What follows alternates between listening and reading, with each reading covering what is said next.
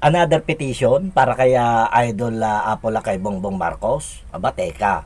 Talagang gusto nilang tanggalin sa yung kandidatura ni Apola kaya. Yan ang pag-uusapan natin at marami pa tayong pag-uusapan na good news sa mga partido sa partido ni Bongbong Marcos. So, syempre, bago yan, mag-i-intro muna tayo. Intro, pasok!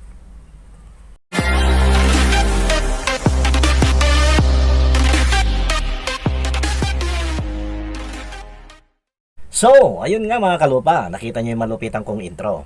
Pag-uusapan na naman natin siyempre yung kandidatura ni Apola kay Ferdinand Bongbong Marcos. So, marami na namang nagiging mema mga kalupa at sinasabing yun nga, talagang ipupush nila na ma-disqualified yung kandidatura ni Apola kay Bongbong Marcos sa pagka-presidente. So, ganun talaga ang labanan. Ulit-ulitin natin, ganun po talagang labanan. Yan po ang nagiging kalakaran, nagiging lagi na lang nating naririnig at nakikita sa pagdating ng halalan sa mga politiko. So, parang nagiging normal na lang yung mga ganyang senaryo mga kalupa.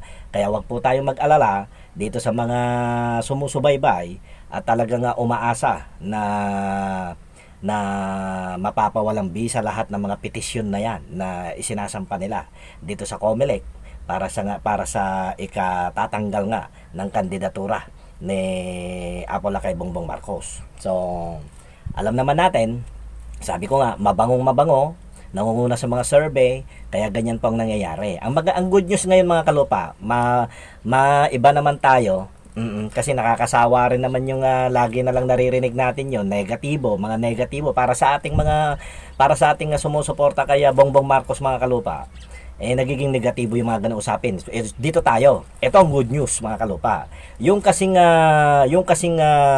anak ng ating former senator Juan Ponce Enrile na si kalupa natin Katrina Ponce Enrile nakipag-alyado na sa Partido Federal Pilipinas. Ang pagkakaalam ko yung po yung partido ni Apola kay Bongbong Marcos at ang kanyang tatakbuhan at iniendorso siya ng ating Apola kay bilang kongresista doon sa kanilang distrito. At the same time, kung maaalala nyo mga kalupa, patungkol naman ito kay Idol Francis Leo Marcos, yung kaibigan nung ating Idol Francis Leo Marcos na si board member Perla Tumaliwan, kapartido rin. At ang kanyang tatakbuhan, ito yung mga good news na mga kasama ni Apola kay Bongbong Marcos. Ang kanyang tatakbuhan mga kalupa, pagka-vice gobernador naman ng lalawigan. So, yun po yung mga tatakbuhan. Yan po yung mga tatakbuhan nung ating mga kalupa na mga kasama nung ating Apola kay Bongbong Marcos. At siyempre wag natin kakalimutan, baka nawawala na tayo sa natin, yung ating Francis Leo Marcos po ay sa Senado naman po ang tungo niya. Tatakbo po siya bilang senador. So, ito po yung mga good news. Perla Tumaliwan, vice-gobernador ng probinsya. At siyempre yung si Katrina Ponce Enrile, yung anak ng ating ex-senator Juan Ponce Enrile. At bilang kongresista ng kanilang distrito. Yan po yung mga good news. So, ibig sabihin, yan yung mga magkakasama.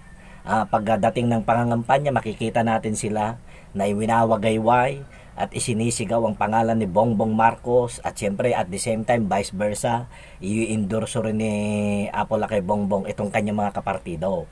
So yan yung mga good news.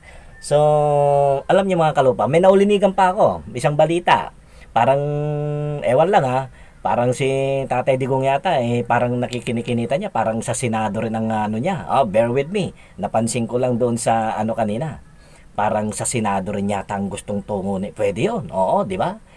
So, siyempre, bahala na sila. Malalaman natin sa mga susunod na mga araw kung ano ba talagang mga pinal na kanilang mga desisyon. So, yan po yung mga balita ngayon. Eto naman, madako naman tayo. Kaya kalupa natin Leni Robredo, sinasabi niya kasi na it doesn't matter daw kung yung pagpapile daw ng petisyon para tanggalin, para ikangay ibasura yung kandidatura ni Bongbong Marcos. Ang katwiran niya, may nagtanong yata siguro sa kanya, ang katwiran niya po mga kalupa, bear with me, ang katwiran niya, dapat noon pa daw niya ginawa yon nung sila'y nagtunggali sa pagka-vice presidente. Total, nanalo naman ako, kaya hindi na kailangan, parang ganun ang dating. Pero real talk mga kalupa, mas maganda sana kung para sa akin alam nyo, imposible yun yung it doesn't matter. Ito, opinion ko po ito. Ito po mga kalupa, opinion ko po ito. Dapat hindi it doesn't matter. Kasi alam naman natin mga kalupa na malakas itong si Bongbong Marcos. So, kung yung salitang it doesn't matter, parang ano na lang yun para hindi na lang siguro, alam mo yun, para maiwasan na lang siguro yung mga masasabi pa, kaya yun na lang ang sinabi niya, it doesn't matter daw, pero napakalaking matter. Napakalaking matter ang labanan ngayon. Hindi po nagsisinungaling ang mga survey. Ang maganda doon sana para sa akin ang opinion ko, sana sinabi na lang niya na hindi, okay lang, bahala na. Sila naman ang mga magpapile ng petisyon. Hindi na po ako mangingialam niyo, wala po akong diyan, busy po ako sa aking pagtakbo rin bilang presidente. Magkikita-kita na lang po kami sa finals kung sino po talaga. 'Di ba? Napakaganda sana pakinggan, pero yung it doesn't matter, parang alam niyo 'yon, bear with me. Yung hindi naman natin alam kung parang dinahilan na lang yan, pero aminin man natin lahat, talagang kakabahan talaga sila. Lahat ng tumatakbong presidente, kinakabahan sila kay Bongbong Marcos. Bakit? Ngayon pa lang pinuputakti na ng petisyon para ibasura yung kanyang kandidatura So, paano ngayon? Nasan yung sense ng it doesn't matter? Alam niyo, bear with me mga kalupa, hindi pa ako magaling sa politiko, pero yung opinion lang natin, bilang na sumusubaybay sa mga pangyayari dito, lalong-lalo na dito sa mundo ng politiko, napaka ring pakinggan, it doesn't matter, pero nako, napakalaking matter. Bear with me. Para sa akin, napakalaking matter ni Bongbong Marcos kasi malakas. Yun po yun. Na sana mga kalupa ko, tawag nito, maghihintay tayo, titingnan natin ang mga kaganapan patungkol nga dito sa halalan 2022 natin, na kung saan mainit na pinag-uusapan yung presidential election natin. Yung national election natin mga kalupa, lalong-lalo na sa pagka-presidente, talagang mainit na kasi marami, biro nyo, Bongbong Marcos, Leni Robredo, Manny Pacquiao, marami pang iba, kung sino pa dyan na gustong tumakbo. So, pipili na lang tayo kung sino talaga ang iluluklok ng taong bayan. So hanggang dito na lang mga kalupa. Ako naman gusto ko lang naman kayong kausapin through dito sa ating pagbablog. Sana mapasyalan nyo ako sa aking palagiang pagla-live tuwing alas 7 ng gabi mga kalupa. Ito po iba sa mundo ng pinag-uusapan natin. Ito po kantahan mga kalupa, pampa-good vibes.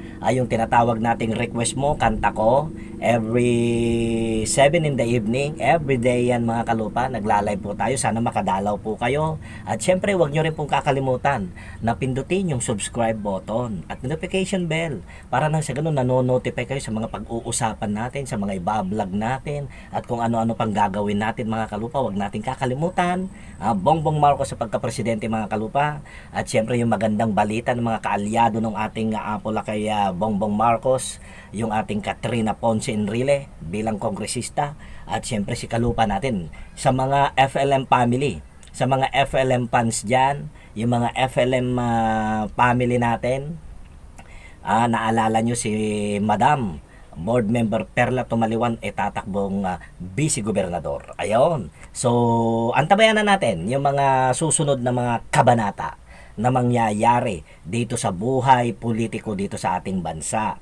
Makulay, ayaw ko namang sabihin magulo, pero bear with me, in fairness naman, ako talagang alam niyo yun, maganda rin yung ganun nakikita natin kung sino talaga yung kung sino talaga yung kailangan nating iboto, pakikinggan natin sila, bibigyan natin sila ng tsansa, at siyempre hindi natin sasaklawan ang inyong mga opinion, hindi natin sasaklawan ang inyong mga sentimiento.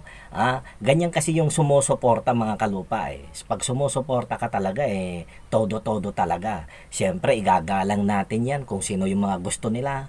Basta tayo rito mga kalupa, Bongbong Marcos sa Malacanang, FLM sa Senado, the rest, bahala na po tayong tumingin sa ating mga balota sa mga susunod na mga araw pagpasok ng 2022 yung halalan natin. So maraming salamat Kalupa TV in the house. Lagi ko pong sinasabi rito, lagi lang nating tatandaan na meron tayong kalupang may kapal na lagi nating masasandalan. Ipikit lamang yung ating mga mata at siguradong tayo kanyang pakikinggan. Baka naman, meron tayo dyan. Hanggang sa muli, babush!